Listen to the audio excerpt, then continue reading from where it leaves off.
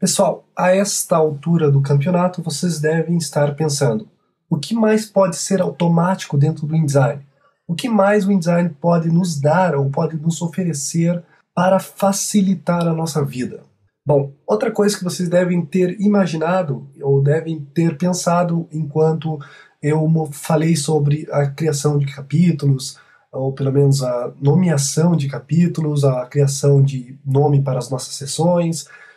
Você deve ter pensado: poxa, eu tenho que fazer isso para todos os meus documentos, além de eu separá-los e colocá-los no meu Book Panel.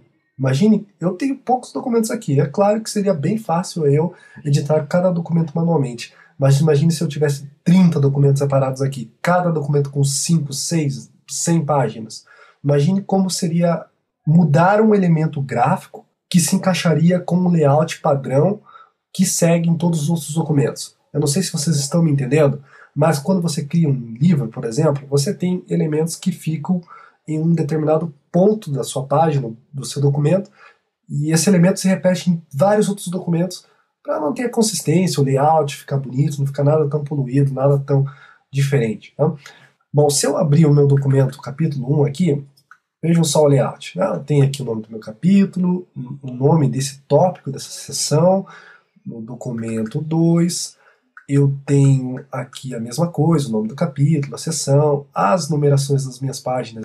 Mesma coisa acontece aqui, tá? Só que aqui do lado esquerdo eu tenho o nome do meu capítulo, o nome da minha seção, enfim, isso é pelo menos o meu design, ou pelo menos uns elementos que se repetem em vários outros documentos, em várias outras páginas separadas aqui no meu Book Panel.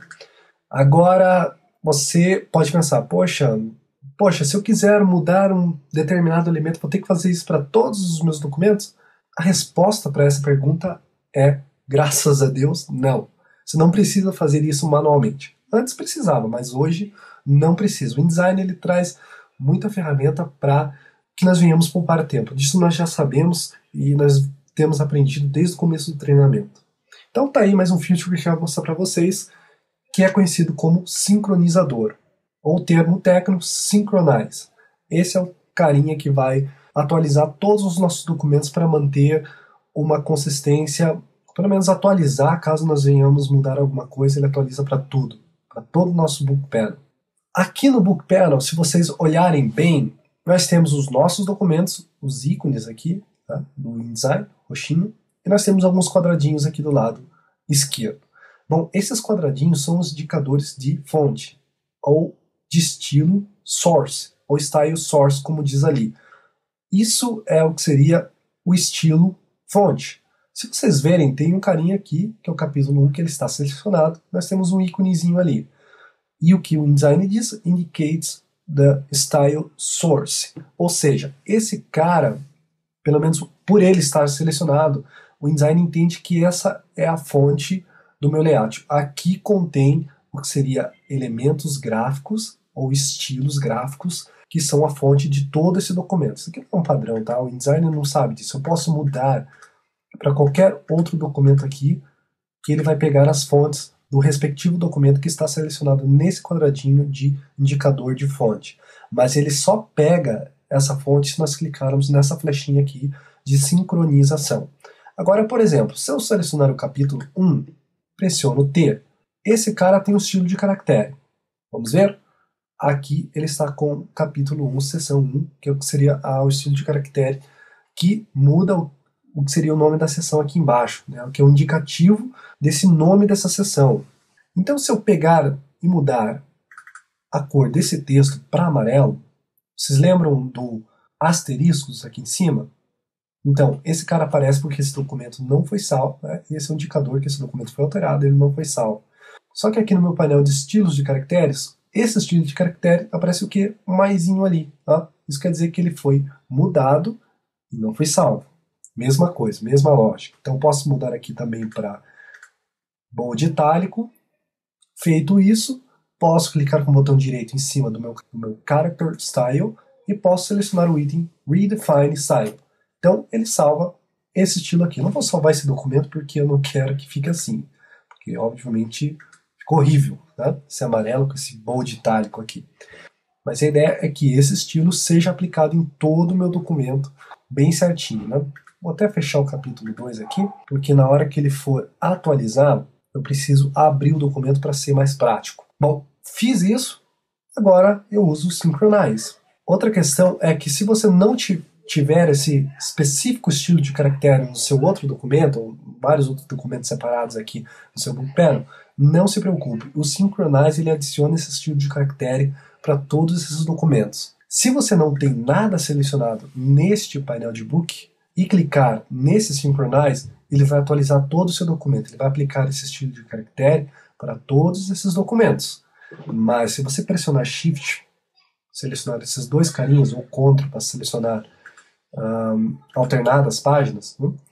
Ou comando aqui no Mac, ou selecionar o Shift para selecionar esses dois caras, porque são nesses dois caras que eu quero aplicar essa sincronização. Lembrem que o indicador da fonte do estilo deve estar no lugar exato de onde foi alterado, não? De onde está a alteração do estilo de caractere. Feito isso, os documentos são selecionados certinhos ali, clicamos em Synchronize. Vai dar essa mensagem que a sincronização foi feita com sucesso, posso clicar OK. Aparentemente não aconteceu nada, mas agora se eu pular lá para o capítulo 2, voilá, o nome desse capítulo também mudou. Vamos ver lá na outra página. Certinho. Bom, eu já havia pegado um tempo aqui para aplicar esse estilo de caractere.